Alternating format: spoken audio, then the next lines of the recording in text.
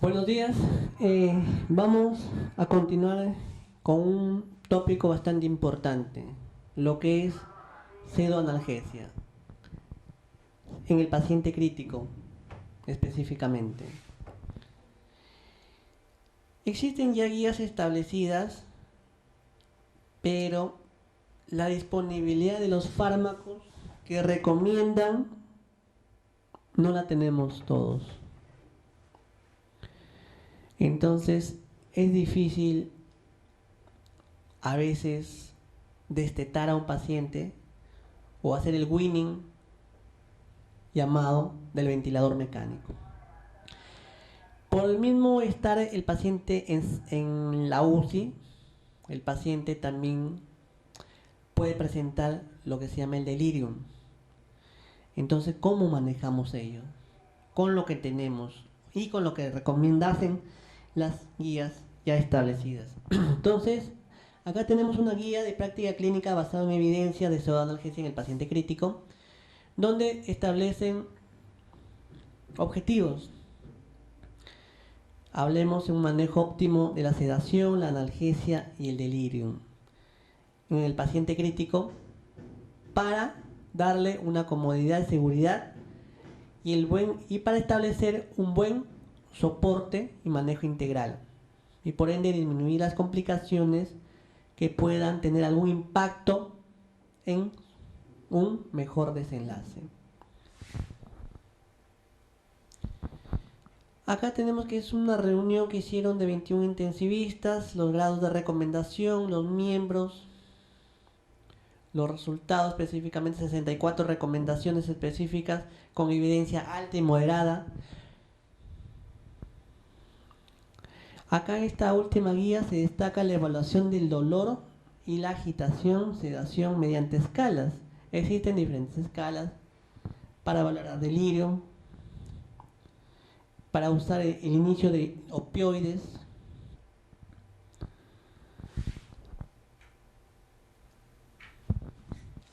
Vamos a determinar qué es sedación y analgesia. Hablamos que la sedación y la analgesia son parte integral en el manejo de pacientes críticos. ¿Qué es lo que permite tanto la sedación y la analgesia? Proporcionar un nivel óptimo de comodidad con seguridad, reduciendo la ansiedad, la desorientación, facilitando el sueño y controlando adecuadamente el dolor. Lógico, un paciente intubado, si está despierto, está con dolor, está con delirio, no va a poder ser manejado adecuadamente por el ventilador mecánico. Va a generar lo que se llama asincronía del paciente crítico. No hay que específicamente tratar de sedarlo. Puede ser específico que también falte analgesia. Entonces, ¿cómo valoramos ello en un paciente crítico?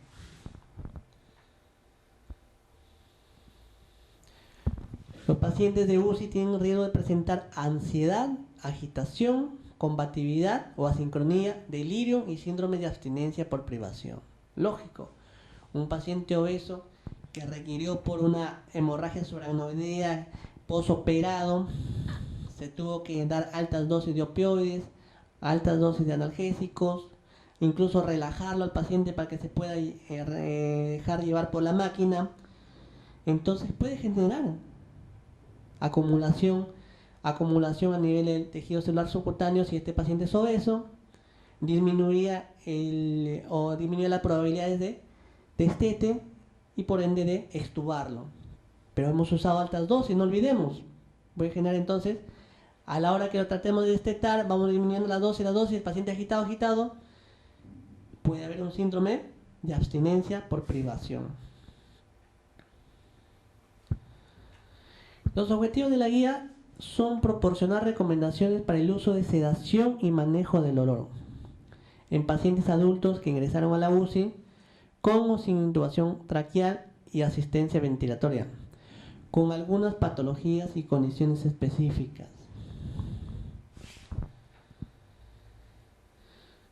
Las recomendaciones se han agrupado en diferentes secciones La A, paciente que precisa sedación consciente. ¿Cómo vamos a monitorizar esta pseudoanalgesia? El manejo del delirio, el síndrome de abstinencia. ¿Qué es lo que debemos hacer ante un paciente sin intubación endotraqueal ni asistencia ventilatoria? ¿Qué es lo que debemos hacer en pacientes con intubación endotraqueal y ventilación mecánica? ¿Cómo sería el proceso de retirada del tubo endotraqueal y de ventilación mecánica? Hablemos de la pseudoanalgesia. También en pacientes especiales como pacientes traumatizados, ancianos, quemados y embarazadas. En el postoperado inmediato de cirugía cardiovascular, en el neurológico y en el neurocrítico, paciente con insuficiencia renal o hepática, no olvidemos que la mayoría de productos se metabolizan en estos dos órganos o se eliminan a través de ellos. Pacientes que requieren procedimientos especiales, dentro de ellos más frecuente, traqueostomías, sondas, lavado peritoneal, debridamiento de heridas o quemaduras. ¿Y qué estrategias no farmacológicas o terapias complementarias podemos usar? Ahí está, como les dije, los grados de recomendación y beneficio. El grado A es algo lo más superior, alta calidad. El beneficio puede ser superior, pero el B, pero menor.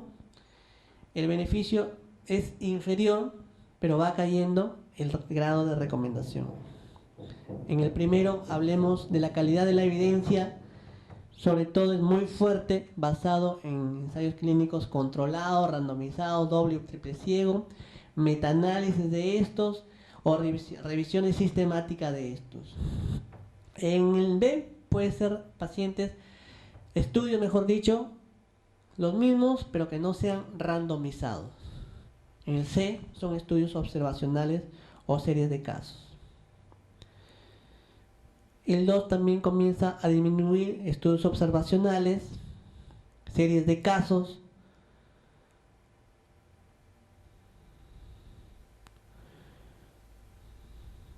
Entonces, con todo ello establecido los grados de recomendación y niveles de evidencia,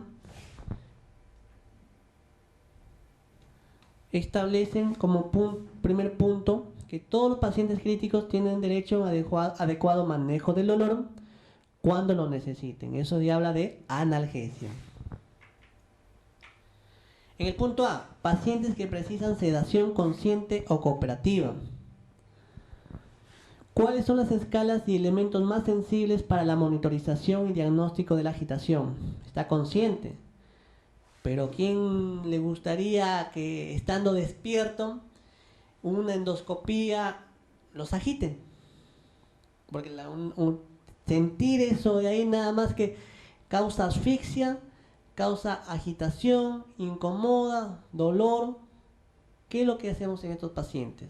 Que no queremos dormirlo, por decirlo así, sedarlo hasta un grado profundo. Por lo que se recomienda la evaluación objetiva y la presencia y cuantificación de la agitación de todo paciente con riesgo de desarrollarla en UCI mediante una escala valorativa. ¿Y cuáles son las escalas? El RAS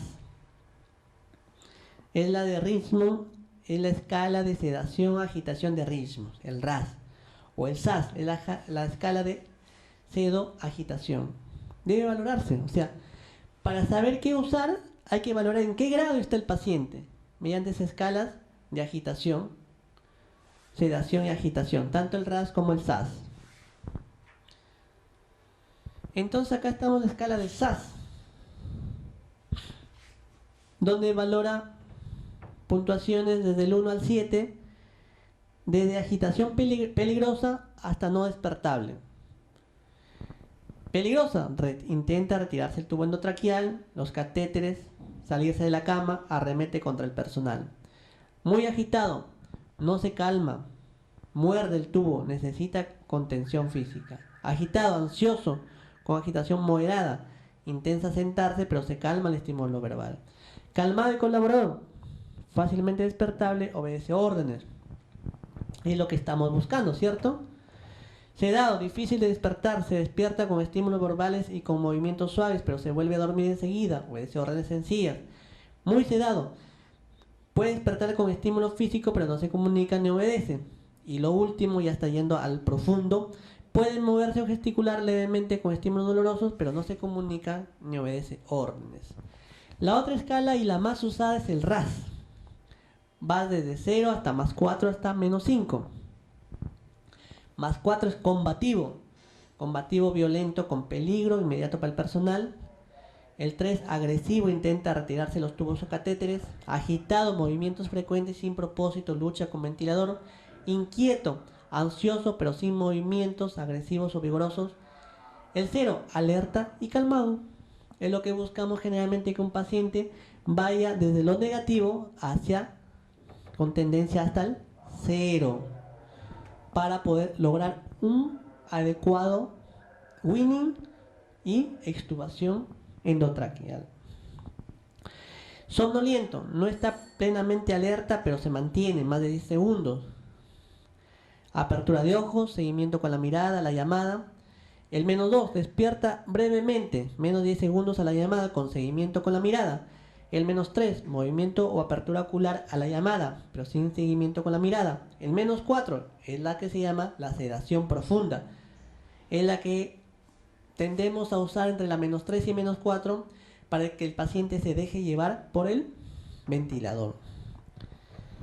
Sedación profunda involucra sin respuesta a la llamada, pero movimientos o apertura ocular al estímulo.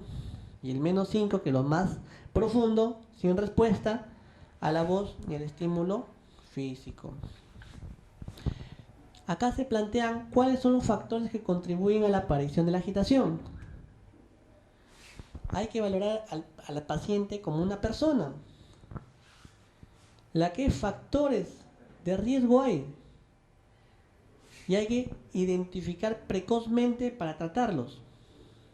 ¿En qué situación está indicada la sedación consciente o cooperativa? No es necesaria una sedación profunda, ya hablamos de los grados, y especialmente en pacientes que necesitan una valoración periódica de su estado de conciencia debido a una enfermedad crítica o a un procedimiento complejo durante el acoplamiento a la ventilación mecánica no invasiva. Lógico, la ventilación no invasiva, no necesitamos un paciente con sedación profunda, o sea, sería un paciente entre un RAS -1 hasta 0. O la adaptación a las modalidades espontáneas, lógico, cuando el paciente ya está en destete del ventilador mecánico, donde ya queremos que el paciente ya responda a los estímulos, pero trate de estar controlado desde el punto de vista de la agitación, cuando el paciente está en ventilación invasiva. O durante el proceso de retirar el tubo endotraqueal, lógico, porque tiene que estar despierto, tiene que tener respuesta, tiene que tener los reflejos bastante vigorosos, el reflejo de devolución, el reflejo de la tos, para que disminuya las probabilidades de falla a la extubación. Sobre todo, esto de acá también se ve influenciado en pacientes con condiciones o síntomas neurológicos. Para la agitación, para el dolor, está la dexmedetomidina, el fentanilo, revifentanilo, propofol o el midazolam. Los primeros se usan en bolos o infusiones, y el midazolam solo en bolos rescate, tituladas de acuerdo para la sedación consciente en situaciones terapéuticas, diagnósticas o quirúrgicas menores en UCI. Porque estos mismos medicamentos pueden usarse también para mantener un paciente en sedación profunda. ¿Cómo voy a monitorizar la pseudonalgesia? Mediante una evaluación sistemática del dolor y la analgesia, mediante escalas, ¿cierto? ¿Cuáles son las herramientas más adecuadas para identificar el dolor en pacientes críticos? Se recomienda utilizar una escala validada basada en la cuantificación del dolor por el propio paciente siempre que esto sea posible. Claro, es lo más recomendable. Lo que buscamos acá es intentar que los pacientes nos comuniquen. Asumir que el enfermo percibe el dolor cuando se realizan maniobras que potencialmente pueden causarlo. Buscar una escala validada, como les mencioné, con indicadores de comportamiento.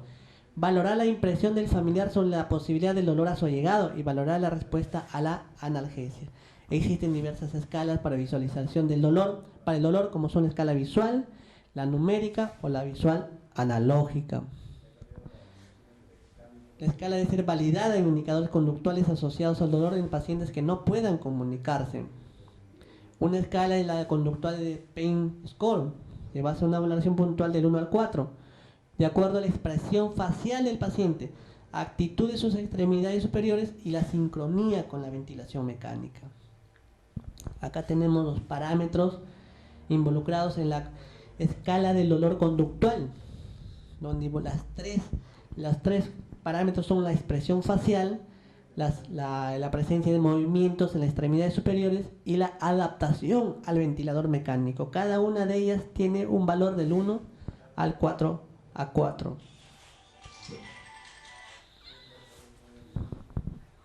¿Aló? Dime, ¿cómo estás? Ya, María, mira acá un ratito. Ya estoy por ahí una media horita, por ahí. Ya le pasó el día también. Sí, más o menos media horita. Dime.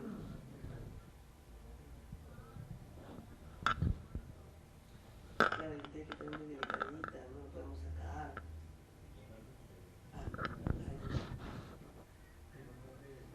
Ya.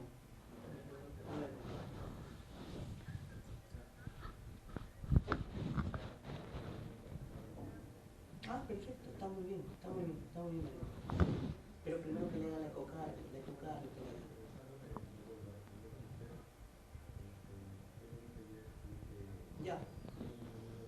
Ya, perfecto, María. Gracias. Ya.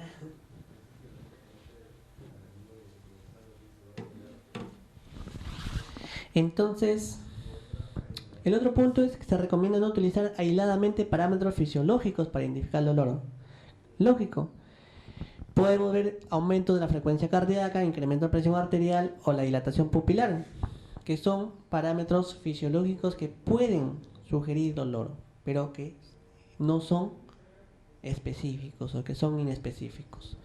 ¿Cuáles son las herramientas más adecuadas para controlar el nivel de sedación en el paciente crítico? Son las escalas que permitan valorar, cuantificar el nivel de sedación como el grado de agitación.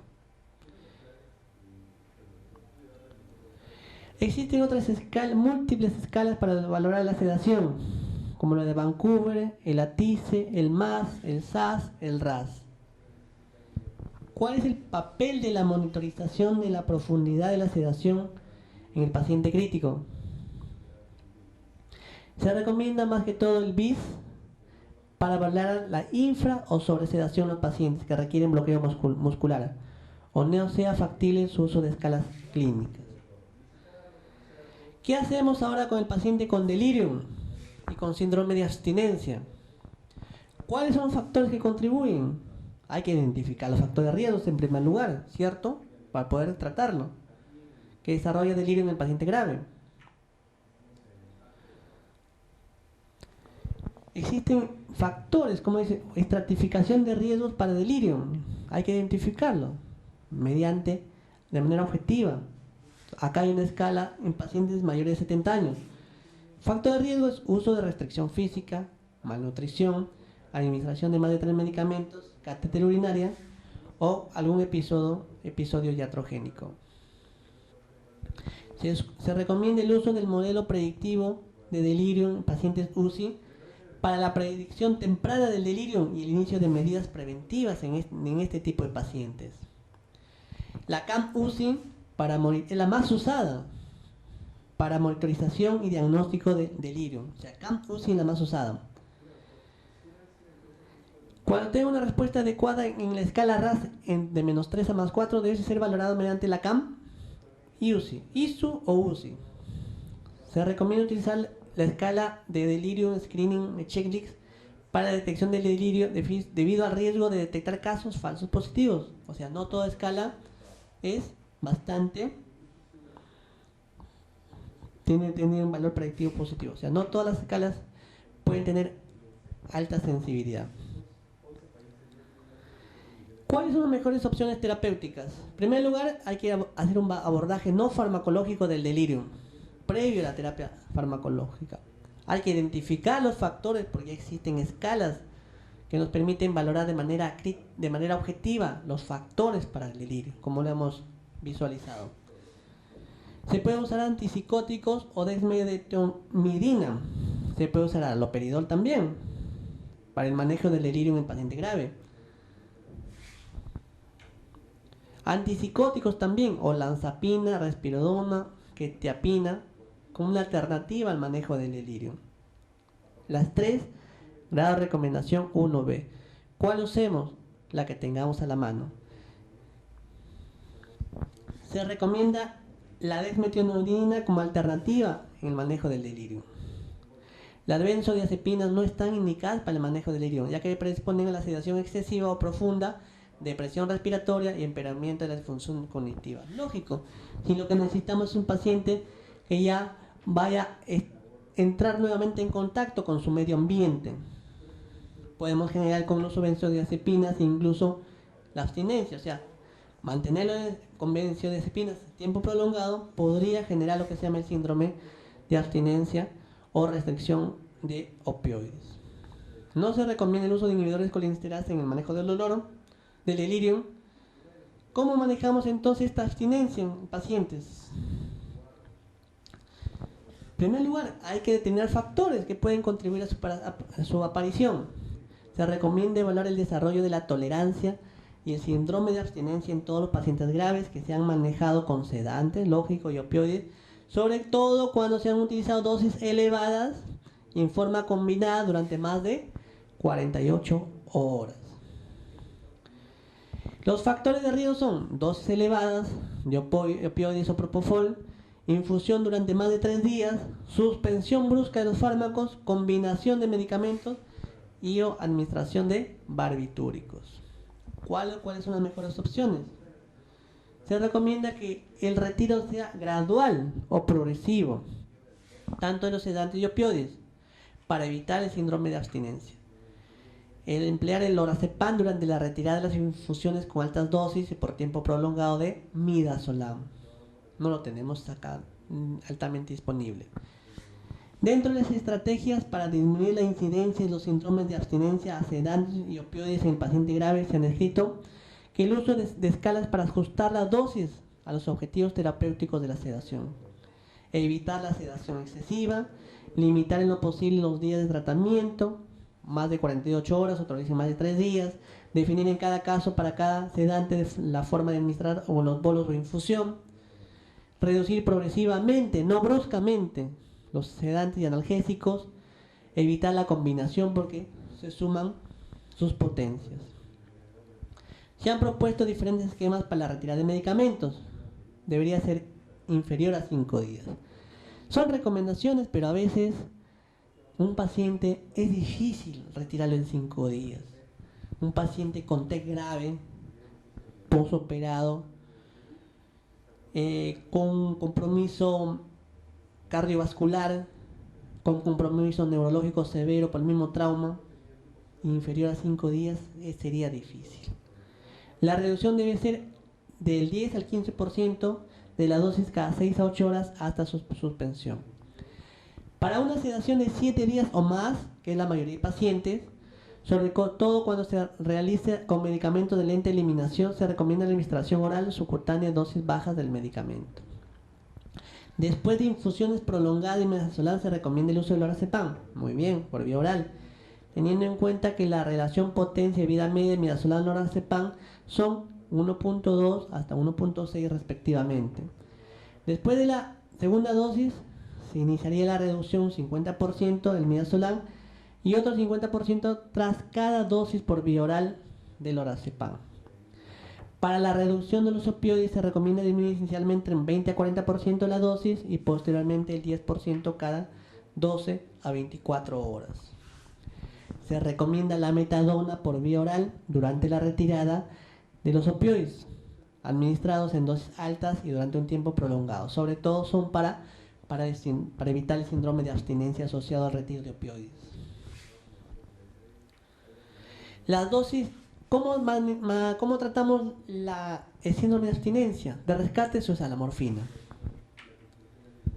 ¿Cuáles son las intervenciones no farmacológicas recomendadas para prevenir el desarrollo del delirio? Movilización temprana para todo paciente de UCI. El uso de tapones auditivos para prevenir el delirio también lo han considerado. ¿Qué hacemos entonces en un paciente sin intubación endotraqueal ni asistencia ventilatoria? Sedación. Una analgesia adecuada para tratar las posibles complicaciones, establecer y redefinir periódicamente el objetivo de la sedación para cada paciente, su respuesta. Se recomienda la sedación con medicamentos que no produzcan depresión respiratoria en pacientes no colaboradores con ventilación mecánica no invasiva.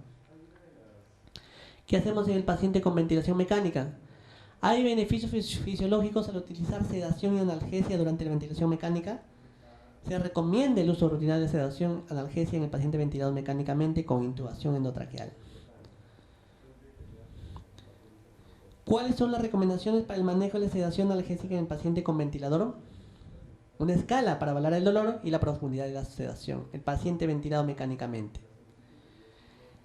Se recomienda que la implementación del protocolo de sedanalgesia se realice preferentemente por el equipo de enfermería. Se sugiere no aplicar esta recomendación cuando el número de enfermeros no sea suficiente. Lógico, porque se necesita tiempo para ello.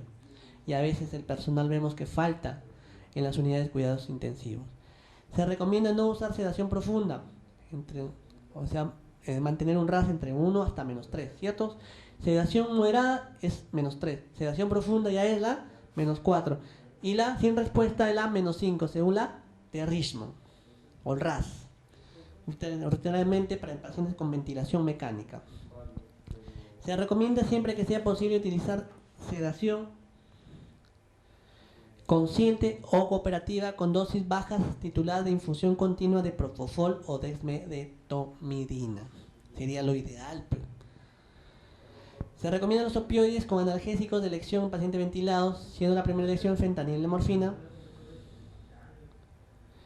especialmente aquellos que requieren ventilación prolongada. Pero estos medicamentos pueden producir depresión respiratoria, hipotensión arterial y retención gástrica e hilio. También se han dado con el fentanilo y la morfina. Se recomienda cuando sea posible minimizar o suprimir el uso de sedantes de ventilación mecánica prolongada usando el esquema de sedación basada en la analgesia. Lógico. Dentro de ellos se usa el remifentanilo. Su gran ventaja que se puede usar en pacientes con insuficiencia renal o hepática y evitamos así su disminución en su metabolismo. Se recomienda midazolam, propofol, orazepam como sedantes de elección en pacientes de ventilación mecánica que requieren nivel de sedación profundo. El RAS entre -4 a -5, el Ramsay entre 4 a 6. También hemos visto, pero los peligros que conllevan a una sedación también. Se recomienda utilizar un sedante de vida media más corta, como la dexmedetomidina, para disminuir el tiempo de ventilación mecánica y la incidencia de delirio en los pacientes que puedan tolerar una sedación leve. Pero es costosa y no está disponible. Este mismo medicamento, agente útil para la sedación y la analgesia postoperada en pacientes que requieren ventilación por periodos cortos y especialmente los pacientes críticos. De igual manera, costosa, pero no disponible. Tiene un buen nivel de evidencia y un grado de recomendación, como lo vemos. Se recomienda la interrupción diaria de la infusión de sedantes analgésicos con el fin de disminuir la dosis total administrada. También se recomienda la interrupción diaria de sedación analgésica y realizar una prueba de ventilación espontánea cuando el cuadro respiratorio lo permita, con el fin de disminuir también. Monitorizar la sedación mediante el BIS para pacientes con ventilación mecánica. Disminuir la dosis de sedantes y analgésicos también tras la traqueostomía. No aumentar rutinariamente la dosis de sedantes cuando se acompaña una infusión de morfina en pacientes tratados con hipercapnia permisiva. Mayor depresión respiratoria, ¿cierto? La morfina. Entonces aumentamos la hipercapnia.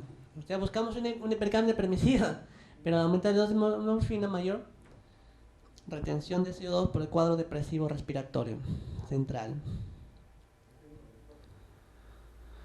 Ya vemos una recomendación de la ARS en la ventilación mecánica protectiva.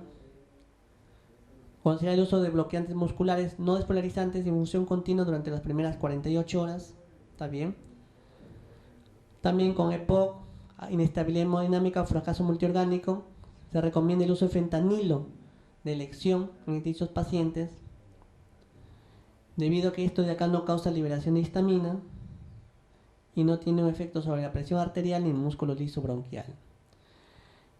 Ahora, pacientes en proceso de retirada del tubo endotraqueal de ventilación mecánica, lo que se llama el winning, y la extubación.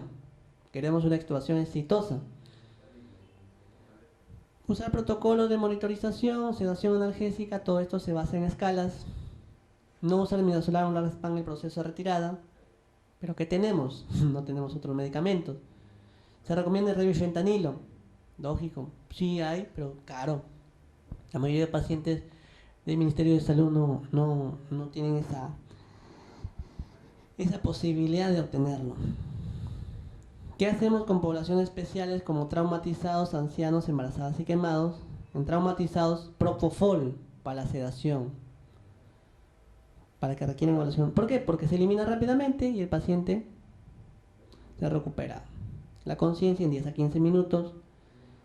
Dosis menores de 5 miligramos por kilogramo por hora para evitar el síndrome de infusión por propofol, como son la presencia de insuficiencia cardíaca, acidosis metabólica y rhabdomiólisis, que son sus efectos colaterales, o lo que se llama el síndrome de infusión de propofol. En ancianos, propofol, de igual manera.